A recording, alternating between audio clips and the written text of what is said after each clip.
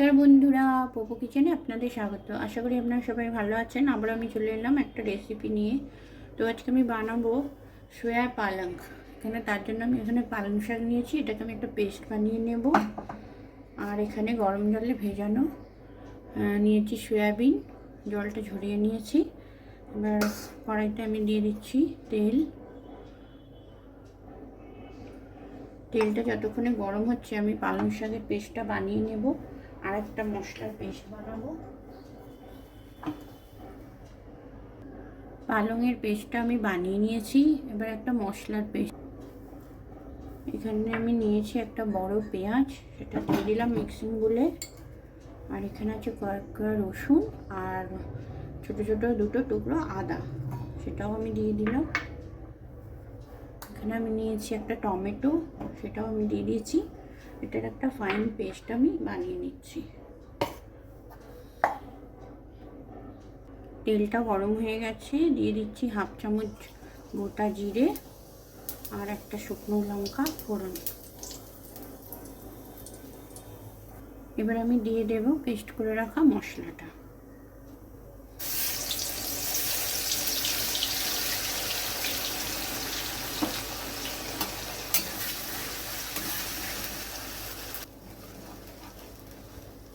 দিয়ে দিচ্ছি হাফ চামচ হলুদ, হাফ চামচ ধনে গুঁড়ো, হাফ চামচেরও কম লঙ্কা গুঁড়ো। মশলাটা এবার আমি ভালোভাবে কষিয়ে নেব।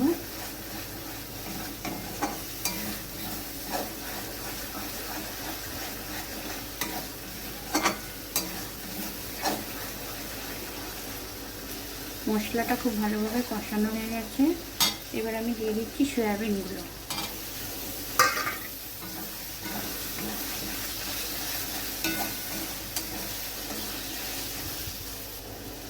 সয়াবিনটা দিয়ে আমি খুব ভালোভাবে খুন্তি দিয়ে নেড়ে নিলাম।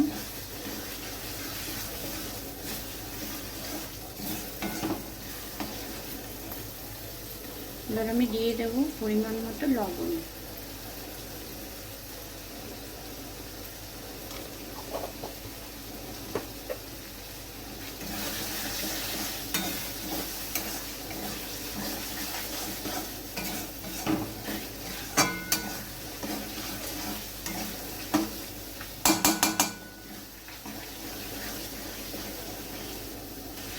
সয়াবিন আর মশলা খুব ভালোভাবে কষানো হয়ে গেছে, মশলার কাঁচা গন্ধটাও চলে গেছে। এবার আমি এতে দিয়ে দিচ্ছি পেস্ট করে রাখা পালং শাকটা।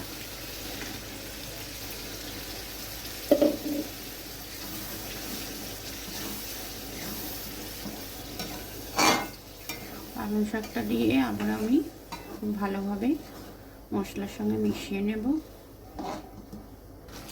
দিয়ে দিচ্ছি একটা কাঁচা লঙ্কা আর দিয়ে দিচ্ছি স্বাদ মতো চিনি। এখানে আমি 1.5 চামচ মতো চিনি দেবো, এটা একটু মিষ্টি মিষ্টি হবে।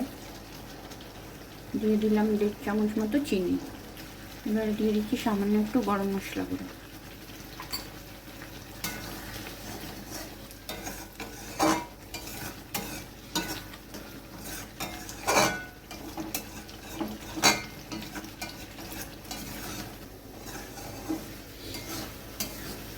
পালংটা জাল দিয়ে অনেকটা ঘন করে ফেলেছি, জলটা মরে গেছে।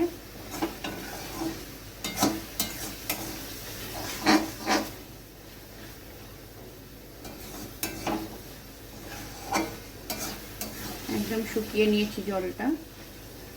এবার আমি দিয়ে দিচ্ছি বেশ কিছুটা বাটার।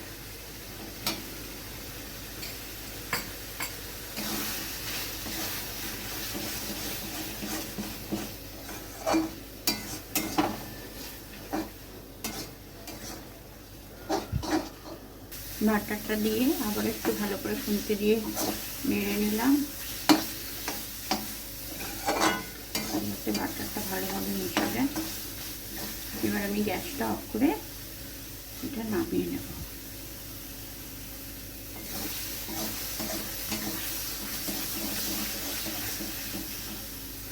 পালংয়ের জলটা একদমই শুকিয়ে গেছে, সাইড থেকে তেল ছেড়ে দিয়েছে। এবার গ্যাসটা আমি অফ করে দিচ্ছি।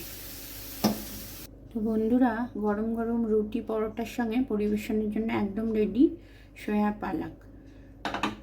এটা রুটি পরোটা দিয়ে খেতে খুবই ভালো লাগে।